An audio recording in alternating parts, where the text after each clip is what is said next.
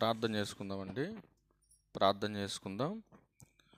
మహాపరిశుద్ధుడు, ప్రేమ నమ్మకం కలిగిన మా ప్రియ పరలోకపు కన్న తండ్రి, మీ ఘనమైన ఉన్నతమైన శ్రేష్టమైన నామానికి, మీ ప్రియకుమారుడు మా అందరికీ లోకరక్షకుడైన యేసుక్రీస్తు వారి పరిశుద్ధమైన శ్రేష్టమైన నామములో కృతజ్ఞతాస్తుతులు చెల్లిస్తూ ఉన్నాను తండ్రి. మా తండ్రివైన దేవ, గడిచినటువంటి కాలమంతా మీ ప్రేమ చేత ఆదరించి మమ్మల్ని అందరినీ కూడా సజీవ లెక్కలో ఉంచి మరొక నూతనమైన సంవత్సరాన్ని మాకు అనుగ్రహించినందుకు మీ స్తోత్రములు దేవ. మా తండ్రివైన దేవ, మీ గ్రంథంలోంచి కొన్ని విలువైన మాటలు మీ పిల్లలకు వివరించుట కొరకు సిద్ధపడుతుండగా సమయోచితమైన జ్ఞానాన్ని నాకు అనుగ్రహించండి. మీ పిల్లలు కేవలము వినేవారుగా ఉండి మోసపోక, విత్తబడుతున్న మాటలో ఉన్న సత్యాన్ని ప్రతి ఒక్కరూ అర్థం చేసుకోవడానికి తగినటువంటి జ్ఞానమును ప్రతి ఒక్కరికి అనుగ్రహించమని అడుగుచున్నాను. ఈ కూడిక ముగిసే వరకును కూడా ఎలాంటి అల్లరను ఆటంకమును లేకుండా మీ కృపచేత ప్రేమ చేత ఆదరించి నడిపించమని క్రీస్తు వారి పరిశుద్ధమైన నామములో ఈ ప్రార్థనా విన్నపములన్నీ కూడా అడిగి వేడుకొనుచున్నాము తండ్రి, ఆమేన్. క్రీస్తునందు చేరవచ్చినటువంటి ప్రియులైన దేవుని పిల్లలందరికీ ప్రభు అయిన యేసుక్రీస్తు వారి అతి శ్రేష్టమైన నామములో నా ప్రత్యేకమైన వందనాలు తెలియజేస్తూ ఉన్నాను.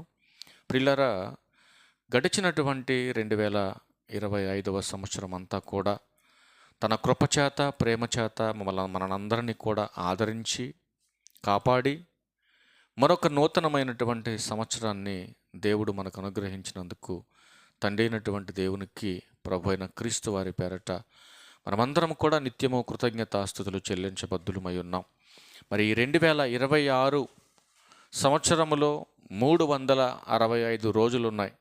మరి ఈ 365 రోజులు మనం క్షేమంగా గడపాలి, సంతోషంగా దీన్ని మనం వెళ్ళబుచ్చాలనంటే మరి దానికి దేవుని యొక్క ఆదరణ, ఆయన కృప మనకు అవసరమై ఉంది.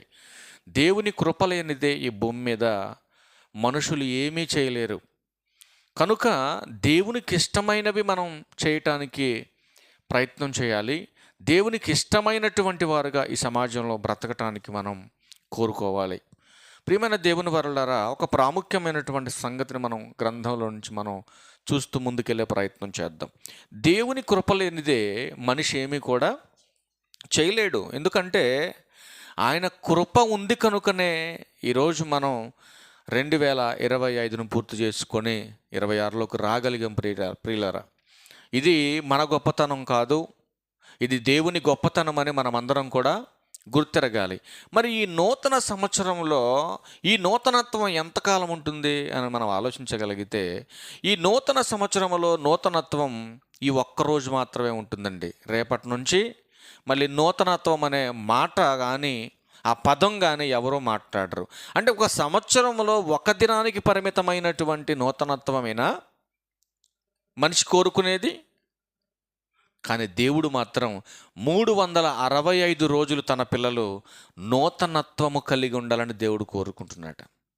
మరి దేవుడు కోరుతున్నటువంటి నూతనత్వంలోనికి గనక నువ్వు రాగలిగితే, దేవుడు కోరుతున్నటువంటి నూతనత్వం నీకు వస్తే, దేవుడు కోరుతున్నటువంటి నూతన స్వభావం నీలో ఉంటే నీ జీవితం వేరేలా ఉంటుందని గ్రంథం హెచ్చరిస్తూ ఉంది. లేదు, ఈ ఒక్క దినం మాకు చాలండి, నూతన దినం, ఈ ఒక్క నూతన దినంతోనే మా లైఫ్ స్టైల్ మారిపోతుంది, ఈ ఒక్క రోజు చాలండి మా సంతోషాలను మేము నెరవేర్చుకోవడానికి అనుకొని 31 కోసమో జనవరి 1 కోసమో ఒక దినం కోసం నువ్వు ఆలోచన చేస్తే, దేవుడు కోరుతున్నటువంటి నూతనత్వం నీలో లేకపోతే దేవుని యొక్క నూతన సృష్టిలోనికి నీకు ప్రవేశం దొరకదని దేవుని గ్రంథం హెచ్చరిస్తూ ఉంది. మరి ఈ 365 రోజులు, ఈ 2026 సంవత్సర కాలమంతా కూడా మనం సంతోషంగా హ్యాపీగా ఉండాలంటే ఏం చెయ్యాలో మనం చూడగలిగితే ప్రియమైన దేవుని వరలారా, ఇప్పుడు వాక్య పఠనంగా 23వ కీర్తన మనం చదువుకున్నాం. మరి అందులో 6వ వచనాన్ని ఒకసారి మనం చదువుకునే ప్రయత్నం చేద్దాం. భక్తుడైనటువంటి దావీదు గారు అంటున్నాడు ఇక్కడ, నేను బ్రతుకు దినములన్నీ కృపాక్షేమములే నా వెంట వచ్చును అన్నాడు. అంటే మనం బ్రతుకుతున్నటువంటి ఈ బ్రతుకు కాలం ఏదైతే ఉందో, ఈ కాలంలో మనం క్షేమంగా ఉండాలంటే దానికి దేవుని కృప చాలా అవసరమై ఉంది. మీరు ఆలోచించండి, ఈ జనవరి 1ని చూడకుండా పోయిన వాళ్ళు ఎంతమంది లేరండి? మీరు ఆలోచించండి. ఈ డిసెంబర్ నెల వచ్చిన తర్వాత ఎక్కువ మరణాలు జరిగాయి, మీకు తెలుసో లేదో, న్యూస్ చూస్తే మీకు అర్థమవుతుంది. ఈ జనవరి 1 2026 కాలానికి రాకముందే తమ కాలాన్ని ముగించేసుకొని వెళ్ళిపోయిన వారు ఎందరో ఉన్నారు. వారు దేవుని లెక్కల్లో లేరు కనుకనే దేవుడు తీసేసాడు వాళ్ళని. ఈరోజు మనమంతా దేవుని లెక్కల్లో ఉన్నాం కనుకనే దేవుడు ఏం చేశాడంటే మరొక నూతనమైనటువంటి సంవత్సరాన్ని తన పిల్లలైనటువంటి మనకు అనుగ్రహించాడు. మరి అనుగ్రహింపబడినటువంటి మనం అనుగ్రహించినటువంటి వాని పట్ల మరి ఎంత కృతజ్ఞత కలిగి మనం బ్రతకాలి మీరు ఆలోచించండి ప్రియమైన దేవుని వల్లారా. అందుకే భక్తుడైన దావీదు గారు అంటున్నాడు, నేను బ్రతుకు దినములన్నీయు కృపాక్షేమములే నా వెంట వచ్చును అంటున్నాడు. మరి ఎలా వస్తుంది కృప, ఎలా సమాధానం వస్తుంది మన కుటుంబానికి అనంటే ఇదేదో ఎక్కడో మార్కెట్లోనో ఎక్కడో సంతలోనో దొరికేది కాదండి కృప, ఈ సమాధానం. మరి ఎక్కడికి వెళ్తే దొరుకుతుంది మనకనంటే కింద చెబుతున్నాడు, యెహోవా మందిరములో నేను నివాసము చేసేదను అని భక్తుడైనటువంటి దావీదు గారు ఈ సమాజానికి హెచ్చరిస్తూ ఉన్నాడు. అంటే నీ కుటుంబానికి కృప కావాలంటే, నీ కుటుంబంలో సమాధానం ఉండాలంటే నువ్వు దేవుని మందిరానికి రావాలి.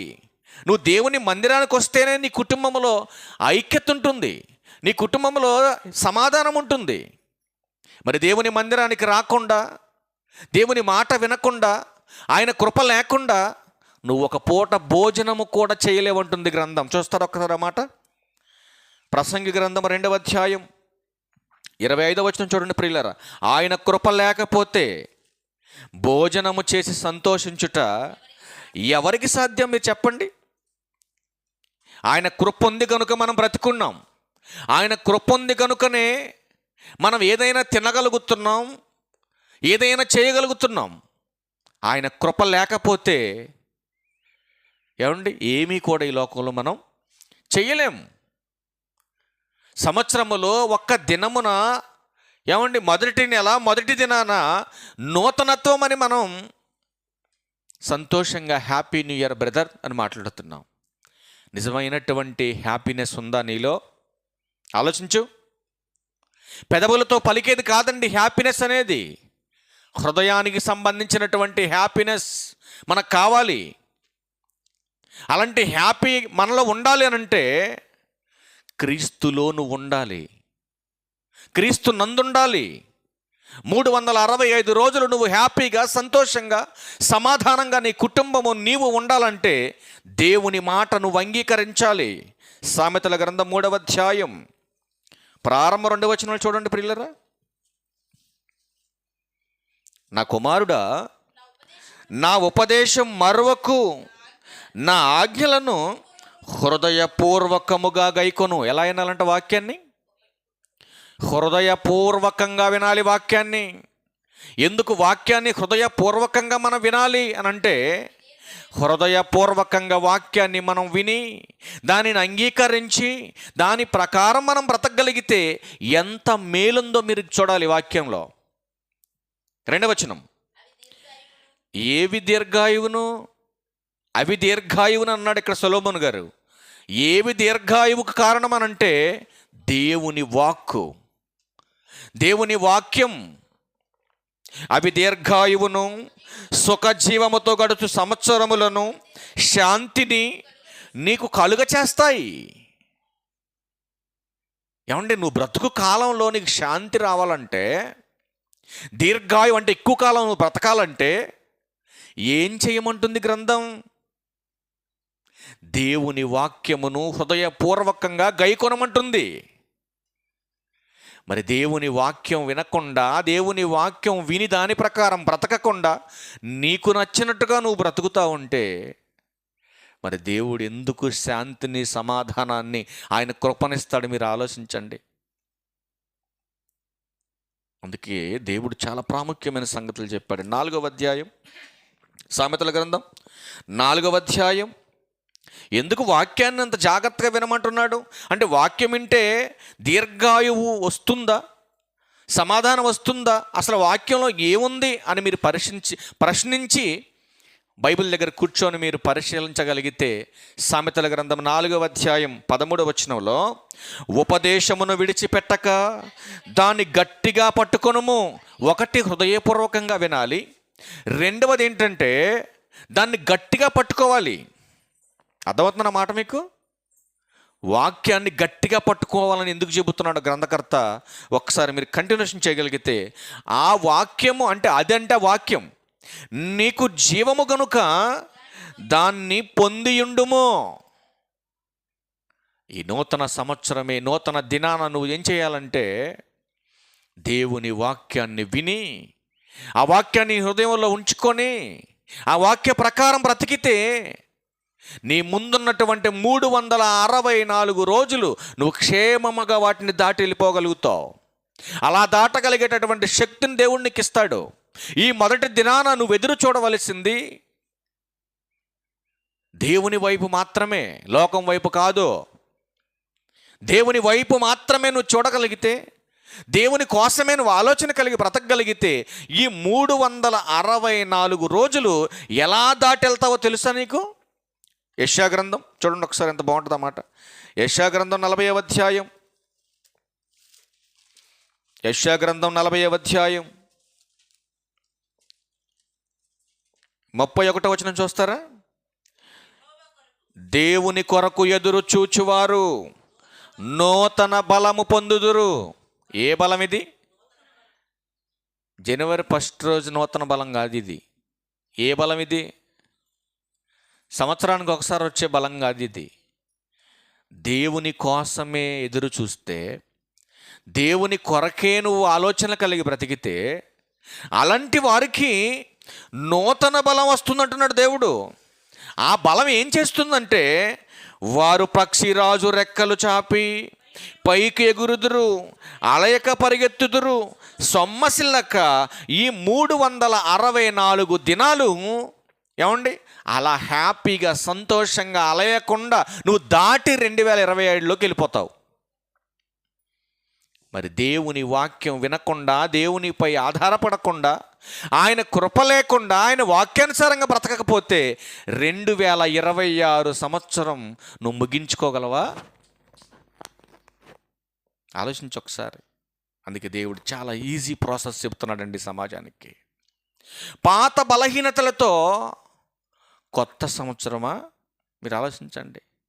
పాత బలహీనతలతో కొత్త సంవత్సరం మనకి హ్యాపీనెస్ ఇవ్వదు ప్రియులారా. మీరు ఆలోచించండి. ఏంటి ఆ పాత బలహీనతలు? ఇప్పుడు కొత్త సంవత్సరంలోకి వచ్చేసాం. మనం హ్యాపీగా ఉండాలి అంటే ఆ పాతవి ఏవైతే ఉన్నవో బలహీనమైనవి, వాటిని విసర్జించిన ఎడల ఇదిగో నూతనమైనటువంటి సంవత్సరంలో నీకు నూతనత్వం వస్తుంది. ఆ పాత బలహీనతలు కనుక నువ్వు విడిచిపెట్టకుండా నీలోనే పాతి పెట్టుకొని, నీలోనే నాటబడేలాగా ఉంచేసుకొని, హ్యాపీ న్యూ ఇయర్ పెదవులతో చెప్పినంత మాత్రాన ఈ 2026 అంతా నీకు హ్యాపీగా ఉండదు. నువ్వు ఆలోచించాలి. మరి ఏంటా పాతవి? వేటిని ఆయన విడిచిపెట్టమంటున్నాడు? యెహెజ్కేలు గ్రంథం 18వ అధ్యాయం 31వ వచనం చూడండి. ఏం విడిచిపెట్టమంటున్నాడు ఆయన? యెహెజ్కేలు గ్రంథం 18వ అధ్యాయం 31వ వచనం. ప్రియులరా, మీరు జరిగించిన అక్రమ క్రియలన్నిటిని విడిచి. ఎప్పుడు జరిగించినవి? ఒకవేళ 2025 సంవత్సరములో ఏమైనా అక్రమమైనటువంటి క్రియలు ఏమైనా జరిగించారా?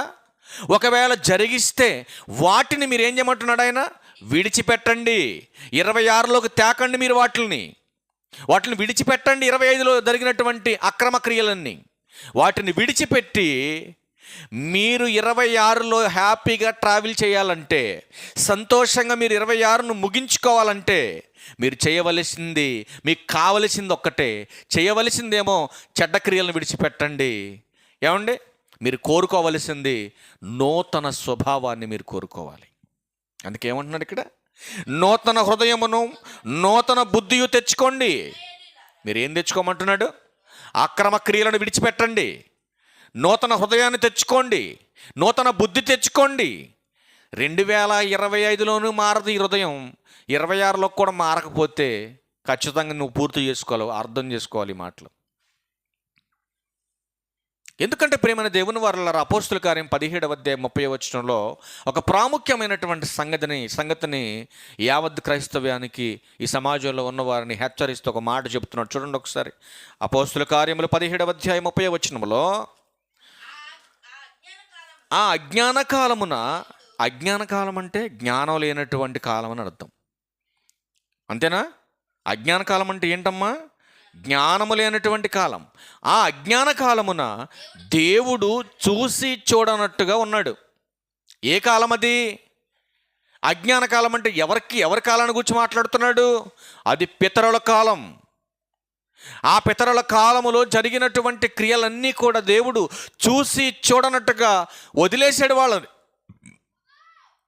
కానీ ఇప్పుడైతే అంతటను అందరూ ఏం పొందాలి? మారు మనస్సు పొందాలి. మారు మనస్సు పొందాలని మనుషులందరికీ ఆయన ఆజ్ఞాపిస్తున్నాడు. అంటే నీ మనస్సు మారాలా? అవును, మరి మారాలి. ఏంటి మనసు మారితే వచ్చే లాభం? రోమీయులకు రాసిన పత్రిక 12వ అధ్యాయం 2వ వచనం. మనసు మారాలని దేవుడు కోరుతున్నాడు. మరి మనసు మారితే ఏంటి మనకి లాభం?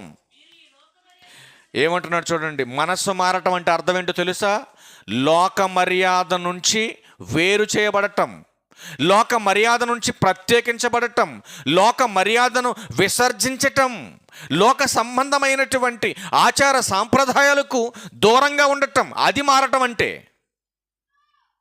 మారటం అనగానే మందిరాలు మారటం కాదు, మారటం అనగానే వస్త్రధారణ మారటం కాదు, మారటం అనగానే పేర్లు మార్చుకోవటం కాదు, మారటం అనగానే మందిరాలతో పాటు ఊర్లు మార్చుకోమని కాదు దీని అర్థం. నీ మనస్సు మారాలి. ఏం మారాలి? నీ మనస్సు మారాలి. 25లో ఒకవేళ మారలేదేమో, అయినా దేవుడు నీ పట్ల కృప చూపించాడు, ప్రేమ చూపించాడు, 26 ఇచ్చాడు, ఇకనైనా మారతావని. ఇంత సమయాన్ని దేవుడు నీకు ఇస్తున్నా జ్ఞానంగా ఆలోచించకుండా అజ్ఞానంగా ఆలోచిస్తూ నీకు ఇచ్చినటువంటి కాలాన్ని వ్యర్థంగా పాడు చేసుకుంటూ నీ ప్రాణం మీద తెచ్చుకోవద్దు అంటున్నాడు దేవుడు. మీరు అర్థం చేసుకోవాలి ఈ మాటలు. అందుకే అంటున్నాడు నీ మనసు మారాలి. ఎందుకు మారాలి? చక్కటి అన్నమాట. మీరు ఈ లోక మర్యాదను అనుసరింపక ఏది మంచిదో, ఏది అనుకూలమైనటువంటిదో, ఏది సంపూర్ణమైనటువంటిదో, దేవుని చిత్తమేదో పరీక్షించి తెలుసుకున్నట్లు మీ మనసు మారాలి. ఎందుకు మనసు మారాలి? దేవుని చిత్తం ఏంటో నీకు తెలియాలంటే నీ మనసు మారాలి. నీ మనసు మారితేనే నూతనత్వం నీకు వస్తుంది.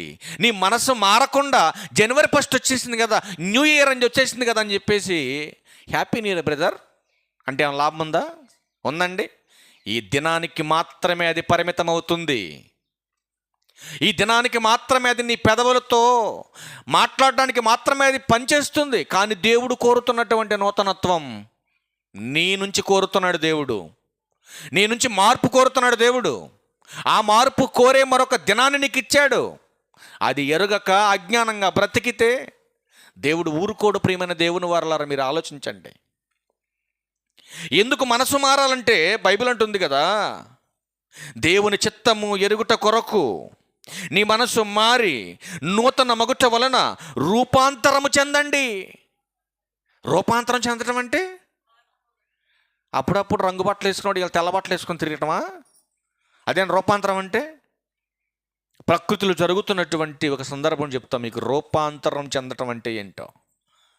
గొంగళ పురుగు తెలుసు అందరికి? మీకు తెలుసండి. గొంగళ పురుగుని ఎవడైనా పట్టుకొని ముద్దులాడతాడా? ఎవడైనా పట్టుకుంటాడండి? ఎవడో పట్టుకోడు. గొంగళ పురుగు మరొక రూపాన్ని ధరిస్తుందండి. పాఠ్య పుస్తకాల్లో ఉంది, ఎన్నో సందర్భాల్లో మనం చూసాం.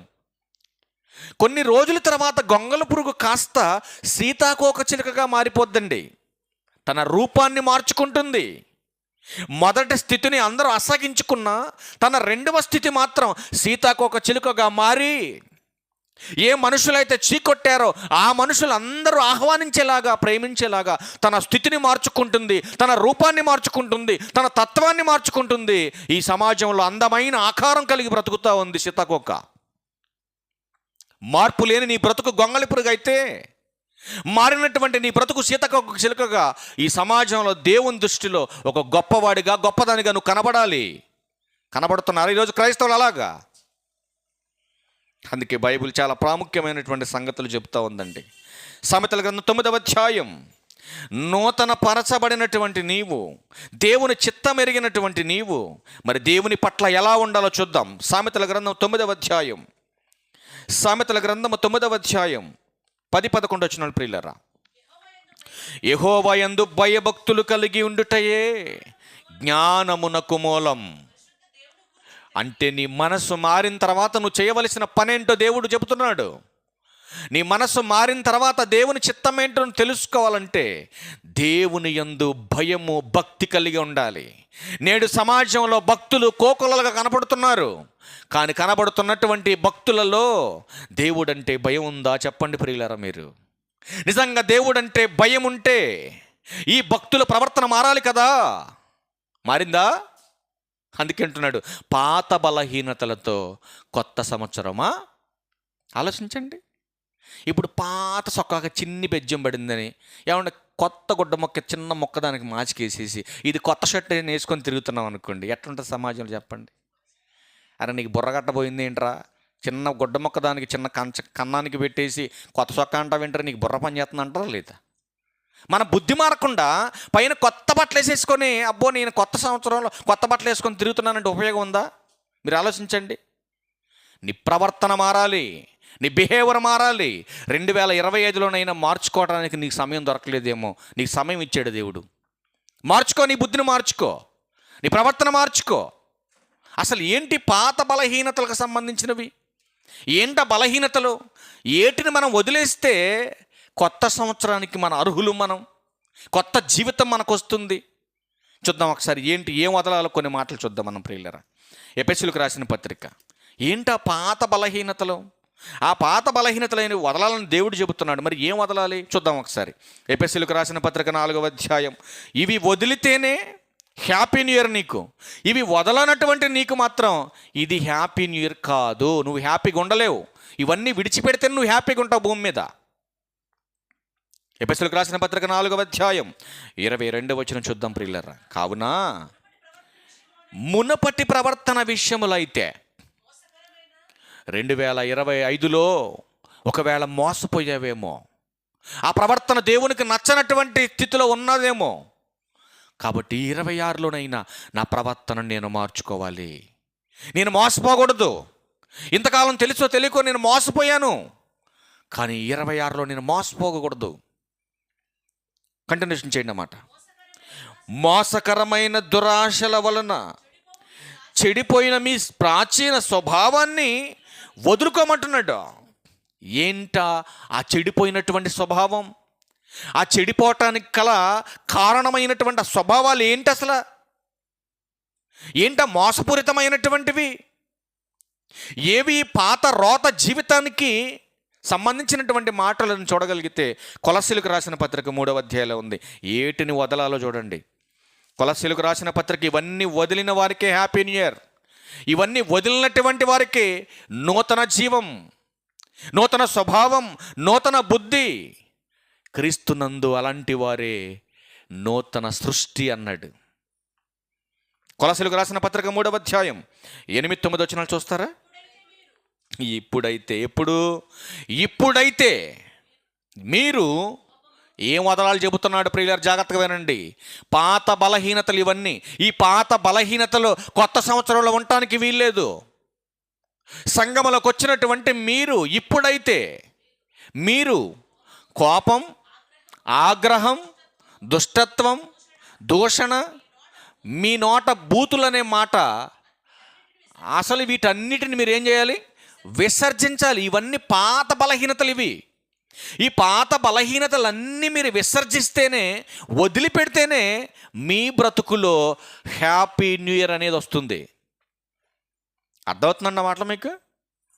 ఇవి వదలకుండా ఏమండి ఆ పాత బలహీనతలతోనే నేను ముందుకు ట్రావెల్ చేస్తానంటే ఇవన్నీ ఏ లక్షణాలని చెప్పింది గ్రంథం? చెడ్డ లక్షణాలని చెప్పాడు.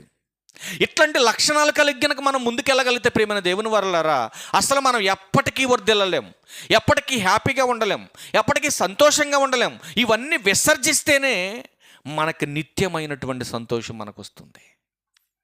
ఇవన్నీ విసర్జించిన వారికే క్రీస్తునందు నూతన సృష్టిలో ప్రవేశం ఉంటుంది. కొరింథీయులకు రాసిన 2వ పత్రిక 5వ అధ్యాయం 17వ వచనం చూడండి, ఏమంటున్నాడు అక్కడ? ఇవన్నీ విసర్జించినటువంటి వారే క్రీస్తునందు నూతన సృష్టి ఉంటుంది గ్రంథం. కొరింథీయులకు రాసిన 2వ పత్రిక 5వ అధ్యాయం 17వ వచనం, కాగా ఎవడైనను క్రీస్తునందున్న ఎడల. ఎవరు క్రీస్తునందున్నవారు? ఇప్పుడు చెప్పినటువంటి లిస్ట్ అంతా తీసేసుకున్న వాళ్ళు క్రీస్తునందున్నోళ్ళు. అంటే మందిరానికి వెళ్తున్న వాళ్ళందరూ పరిశుద్ధులు కాదండి, మందిరానికి వస్తున్న వాళ్ళందరూ భక్తులు కాదండి. భక్తికి అనుగుణమైనటువంటి క్రియలు చేసేవారే భక్తులు. అందుకే చెబుతున్నాడు, నువ్వు కోపాన్ని మానేవా, బూతులు మానేవా, అసూయ మానేవా, గర్వం పోయిందా? ఇవన్నీ పోకుండా నువ్వెట్ట క్రీస్తునందున్నట్టు, ఇవన్నీ మానుకోవాలి నువ్వు. ఇవన్నీ మానుకుంటేనే క్రీస్తునందున్నట్టు. క్రీస్తునందున్న ఎడల వాడు నూతన సృష్టి, పాతవి గతించెను, ఇదిగో క్రొత్తవాయనన్నాడు. ఏంటి పాతవి గతించటం, ఏంటి క్రొత్తవి అవ్వటం? పాతవంటే ఒకప్పుడు అందరంటే పగ, అది పాతది. ఇప్పుడు అందరంటే ప్రేమ, ఇది కొత్తది.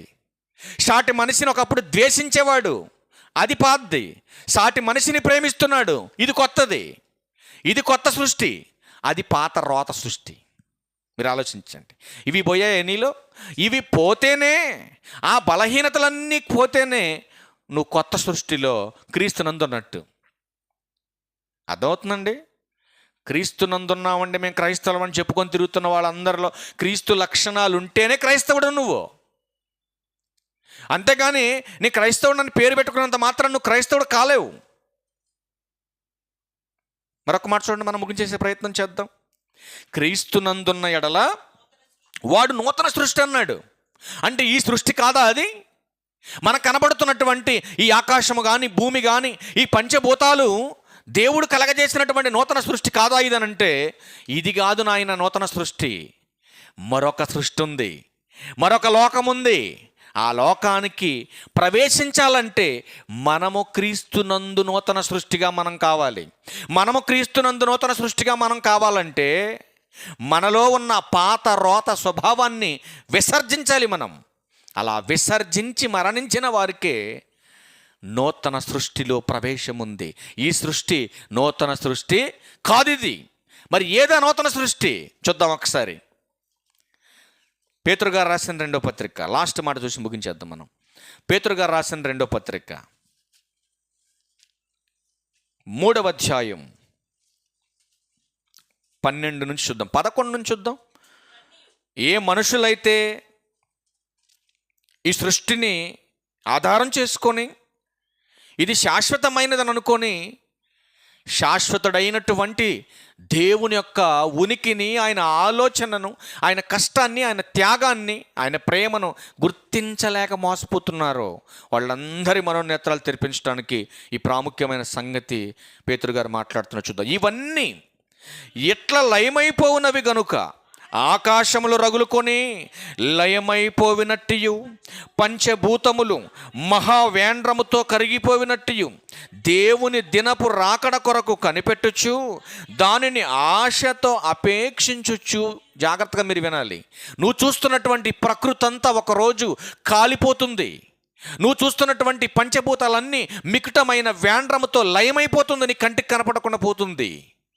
అట్లాంటి సృష్టిలో బ్రతుకుతున్నటువంటి నీవు, క్రీస్తునందు నూతన సృష్టిగా ఏర్పరచబడినటువంటి నీవు, దేవుని దినపు రాకడ కొరకు ఎదురు చూస్తున్నటువంటి నీవు ఎలా బ్రతకాలో ఈ సృష్టిలో చెబుతున్నాడు. మీరు పరిశుద్ధమైన ప్రవర్తనతోనూ భక్తితోనూ ఎంతో జాగ్రత్త గలవారై ఉండాలి అంటున్నాడు. ఎంత జాగ్రత్త? ఎంతో జాగ్రత్త. అది మాటలో కావచ్చు, చూపులో కావచ్చు, వినికిడిలో కావచ్చు, ఆలోచనలో కావచ్చు. ఏ విషయమందైనా సరే మోసపోతున్నావేమో, దేవునికి దూరం అయిపోతున్నావేమో, నూతనత్వంలో నుంచి దుష్టత్వంలోనికి వెళ్ళిపోతున్నావేమో ఆలోచించండి. అందుకే ఉంటున్నాడు, ఎలా ఎదురు చూడాలి ఆ దినపు రాకడ కొరకు. అనంటే మీరు పరిశుద్ధమైన ప్రవర్తనతోనూ, ఏ ప్రవర్తనతోనూ? పరిశుద్ధమైన ప్రవర్తన. ఎవరిది పరిశుద్ధ ప్రవర్తన అంటే? క్రీస్తు ప్రభువారిది. ఆ క్రీస్తు ప్రభువుని ధరించి ఆ క్రీస్తు నామమున పిలువబడుతున్నటువంటి వారందరూ ఎలా ప్రవర్తించాలి అనంటే బైబిల్ అంటుంది, క్రీస్తు ప్రభువు లాంటి ప్రవర్తన కలిగి ఉండాలి, క్రీస్తు ప్రభువు లాంటి భక్తి కలిగి ఉండాలి. ఆయన ఎంత జాగ్రత్త కలిగి ఉన్నాడో పాపం విషయంలో, అంతే జాగ్రత్త క్రైస్తవులమైన వారందరూ కలిగి ఉండాలి. అలా ఉన్నటువంటి వారి కోసం గురించి చెబుతున్నాడు. ఆయనను మనం ఆయన వాగ్దానమును బట్టి క్రొత్త ఆకాశము కొరకు, క్రొత్త భూమి కొరకు కనిపెట్టుచున్నాము, వాటి యందు నీతి నివసించుచున్నది. ప్రియులారా, వీటి కొరకు మీరు కనిపెట్టువారు గనుక శాంతము గలవారై ఆయన దృష్టికి నిష్కళంకులుగాను నిందారహితులుగాను కనబడునట్లు జాగ్రత్తగా చూసుకోండి. ఎలా బ్రతకాలంట? ఎలా బ్రతకాలంట? నిష్కళంకులుగా, నిందారహితులుగా. అంటే ఎవడో నీ మీద నిందేయడానికి లేదు, నీ పట్ల తప్పుందని చూపించడానికి లేదు. అట్లాంటి ప్రవర్తన కలిగిన వాడు క్రీస్తునందు నూతన సృష్టి. ఇప్పుడు చెప్పండి, పాత బలహీనతలతో కొత్త సంవత్సరం సాధ్యమా? అసాధ్యం ప్రియులారా. మీరు ఆలోచించండి. అందుకే ఇప్పుడు కొత్త సంవత్సరంలో మనం కొత్త సృష్టిలో మనం ఉండాలంటే, క్రీస్తునందు నూతన సృష్టిగా నువ్వు ఉండాలంటే, నూతన స్వభావానికి రావాలంటే మొదట నీ మనస్సు మారాలి. నీ మనస్సు మారాలి. ఆ తర్వాత ఏం చేయమంటున్నాడు తెలుసా అండి? ఆయన చిత్తం ఏంటో ఎరగాలంటున్నాడు. దేవునికి నచ్చనవి ఏమంటే నీ జీవితాన్ని పాడు చేసి ఏవైతే ఉన్నవో ఆ యొక్క పాత రోత జీవితాన్ని మొత్తాన్ని కూడా ఏం చేయమన్నాడు? విసర్జించండి. దేవునికి నచ్చనివి మీరు విడిచిపెట్టండి అని గ్రంథం హెచ్చరిస్తూ ఉంది. ఇప్పుడు పాతవి గతించాయా, నీలోనే ఇంకా పాతుకొని ఉన్నాయా? చెప్పండి. పాతవి గతించాయా, ఇంకా నీలోనే పాతుకొని ఉన్నాయా? 25లో దేవునికి నచ్చని ఆ పాతవి ఏవైతే ఉన్నవో అవి ఇంకా నీలోనే ఉంచుకొని 26లోకి వచ్చావా? మరి వాగ్దానం చేసుకోవా? 31 నైట్ వాగ్దానాలు కొనుక్కొని తీసుకెళ్ళి గుమ్మాలకే, కిటికీలకి, తలుపులకి అంటించడం కాదు. అది కాదు వాగ్దానం అంటే. దేవునితో మనం చేసుకోవాలి వాగ్దానం. దేవా, ఈ 2025లో నీకు నచ్చనివి నేను ఎన్నో చేసినా, నా పట్ల నీ కృప చూపించి, ప్రేమ చూపించి, నన్ను ప్రేమించి మరొక సంవత్సరం నాకు ఇచ్చావు తండ్రి. కాబట్టి నా పట్ల ఇంత జాలి చూపించినటువంటి నీ కృపకు తండ్రి నేను ఏమి ఇవ్వగలను తండ్రి. కాబట్టి ఇప్పుడు ఒక నిర్ణయం తీసుకుంటున్నా. ఈ రాత్రి ఒక వాగ్దానం చేసుకుంటున్నాను. నేను వాగ్దానం కొనుక్కోవడం కాదు, నేను వాగ్దానం నేనే చేసుకుంటున్నాను తండ్రి. ఇదిగో 26 సంవత్సరంలో ప్రవేశించబోతున్నటువంటి నేను 26లో నీకు నచ్చనివి అస్సలు నేను చెయ్యను తండ్రి అని ఒక వాగ్దానం చేసుకోవాలి. అప్పుడే ఈ 365 రోజులు నువ్వు క్షేమంగా, సంతోషంగా దాన్ని ముందుకు తీసుకెళ్ళాలి. లాస్ట్ ఒక మాట చూడడం ముగించేద్దాం మనం. సామెతల గ్రంథం 9వ అధ్యాయం 11వ వచనం చూడండి. సామెతల గ్రంథం 9వ అధ్యాయం 11వ వచనం చూడండి. సామెతల గ్రంథం 9వ అధ్యాయం 11వ వచనం ఏమంటున్నాడు దేవుడు? చూశారండి, నా వలన నీకు దీర్ఘాయువు కలుగును, నీవు జీవించే సంవత్సరాలు అధికమవుతాయి. ఒకవేళ నీ ప్రవర్తన బాగోకపోతే నీకిచ్చిన ఆయుష్కాలంలోనే దేవుడు ఏం చేస్తాడో తెలుసా అండి? సగం కాలంలోనే నేను తీసేస్తాడు భూమి మీద లేకుండా. దేవునికి నచ్చినట్టుగా కనుక నువ్వు బ్రతికితే, తల్లి గర్భంలో నీకు నిర్ణయించినటువంటి ఆ కాలం ఏదైతే ఉందో ఆ కాలాన్ని నిండు వృద్ధాప్యము దాటిన తర్వాత ముగించుకొని చస్తావు నువ్వు. అందుకే అంటున్నాడు దేవుడు, నా యందు భయభక్తులు కలిగితే నా వలనే నీకు దీర్ఘాయువు వస్తుంది, నా వలనే నీకు జీవించే సంవత్సరాలు అధికమవుతాయి అంటున్నాడు. కాలం ఎవరి చేతిలో ఉందో తెలుసా అండి? దేవుని చేతిలో ఉంది ప్రియులారా. కాలములను, సమయములను ఏ ఒక్కడో మార్చలేడు. ఏ మనిషి ఆయుష్ను మరొక మనిషి పెంచలేడు. వైద్యులు కూడా పెంచలేనిది మానవుని యొక్క ఆయుష్. రోగం వస్తే తగ్గించగలడేమో డాక్టరు, కానీ మనిషి ఆయుష్ను మనిషి పెంచలేడు ప్రియులారా. మనిషి ఆయుష్ను పెంచాలంటే అది దేవుని వలన మాత్రమే అవుతుంది. ఎందుకంటే మనిషికి ఆయుష్నిచ్చింది దేవుడు, మనిషికి ఆరోగ్యాన్ని ఇచ్చేది దేవుడు, మనిషికి ఈ జీవితాన్ని ఇచ్చిందే దేవుడు. అందుకే బ్రతుకునిచ్చిన దేవుని కొరకు బ్రతకనటువంటి నిన్ను ఎందుకు బ్రతికించాలి? అందుకే మన జీవితంలో నిజమైన హ్యాపీ న్యూ ఇయర్, హ్యాపీనెస్ మనకు కావాలంటే ఆ పాత బలహీనతలను మనం విడిచిపెట్టి దేవుని వాక్యానుసారంగా బ్రతకగలిగినప్పుడు నిజమైనటువంటి హ్యాపీనెస్ మనకు వస్తుంది ప్రియులారా. కనుక దేవునికి నచ్చనివి, దేవునికి ఇష్టం లేనివి మనం విడిచిపెట్టి దేవునికి ఇష్టమైనవి చేస్తూ ఆయన సంతోషపెడుతూ మనం సంతోషంగా ఉండేటటువంటి విధానంలో ముందుకు కొనసాగాలని ఈ 2026 సంవత్సర కాలమంతా ఆ దేవుని కృప, ఆయన ఆదరణ మనందరికీ తోడై ఉండి నడిపించనుగాక. అందరికీ వందనాలు. ఆమేన్. సరే, చిన్న కీర్తన పాడుతున్నాను.